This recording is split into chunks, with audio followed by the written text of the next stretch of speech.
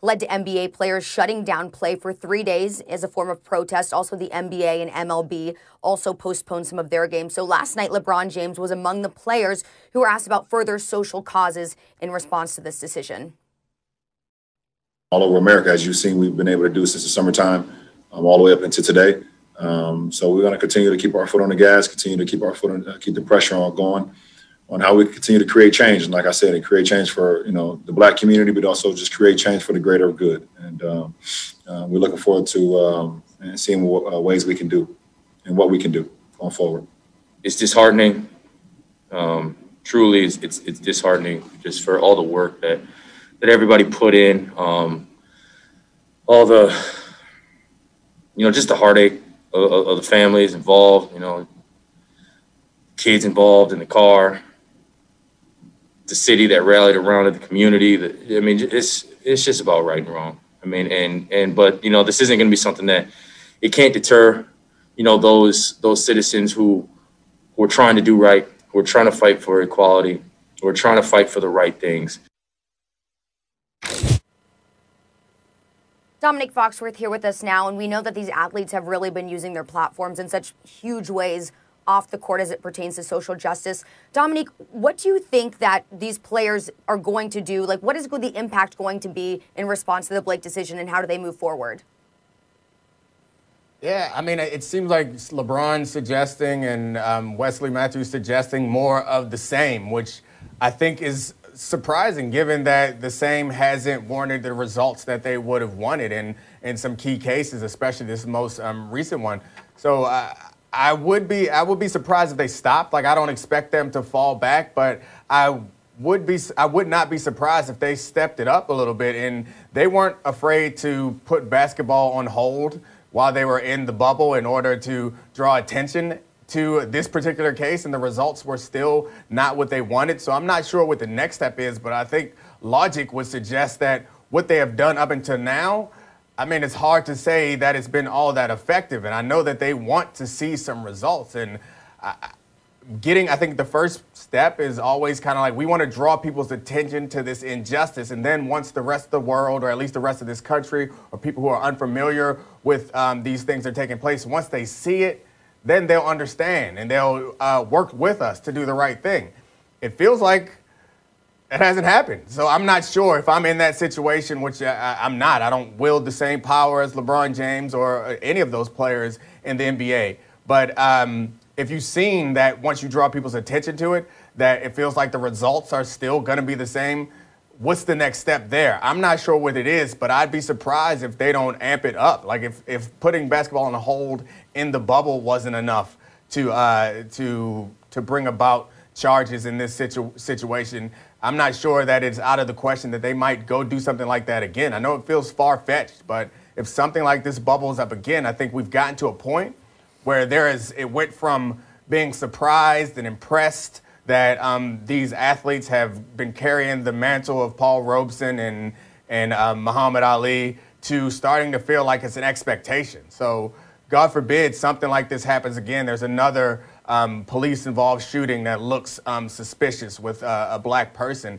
We're going to come to the NBA and the NBA players and professional athletes across the country and ask them what they have to say and ask them what they're going to do, because they've created that expectation. As unfair as it is to expect that, frankly, any black person to address problems that they didn't create, like, that's incredibly unfair. It's even more unfair to ask these athletes to fix problems that they didn't create and that they are on the wrong end of in many cases. I think that's where we are as a country, sadly, that we look to them for that type of engagement. So I'm not sure exactly what's next. I know that they aren't going to give up, and I suspect that we'll continue to support them when they do these things. But if you keep doing these same things and you don't get the results that you expect, it's only logical to assume that they might want to try a different tact.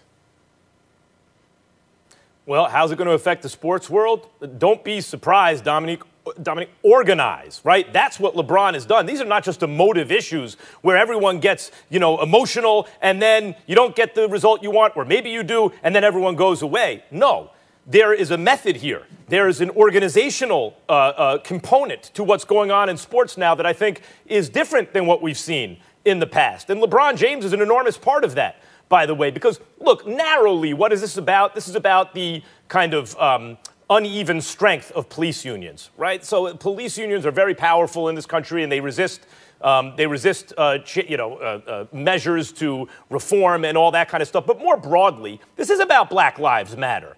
Because the fact is, for most of this country's history, among much of white America, Black lives don't matter. There's a very high threshold for dead black people. Let's be honest. That's what, in a broader sense, this is about. And if you want to know what organization can do, look, athletes, shut up and dribble, right? No, athletes are saying, no, you want to watch us play sports, an area of society where many black people were for a long time relegated to entertainment, right? You're allowed to succeed there, but maybe not in other areas. You want us to just dribble? No, we're not going to shut up. And sometimes we might not even play.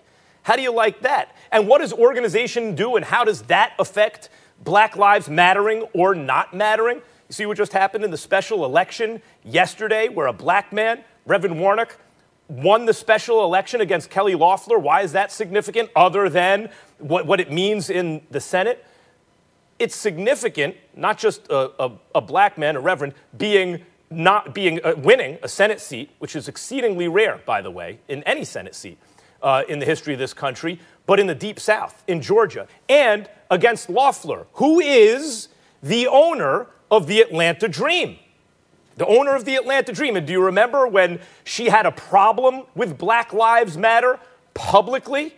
A problem with Black Lives Matter publicly. And LeBron James started organizing and say, hey, I want to buy the team from her.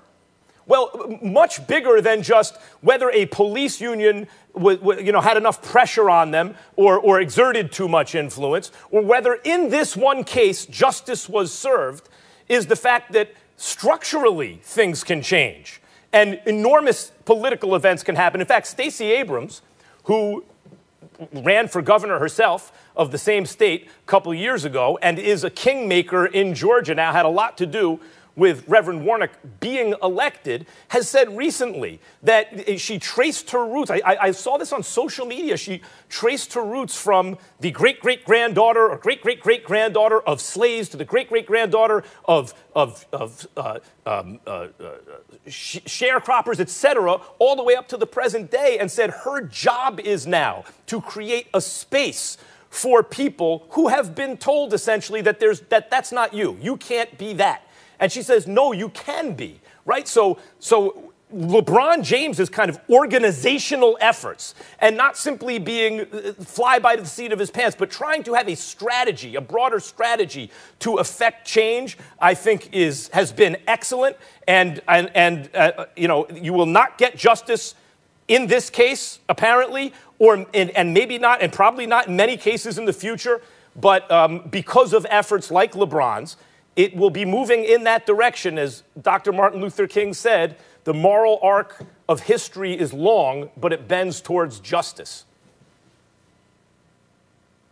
We do have to get to a quick break, but Dominique, I'm going to give you the opportunity to respond to that right when we get back. There's a lot more to cover as far as this conversation is concerned, so that will be coming up. But also, we have still so much more to get to right here on First Take. One of the Eagles players is speaking out against their head coach after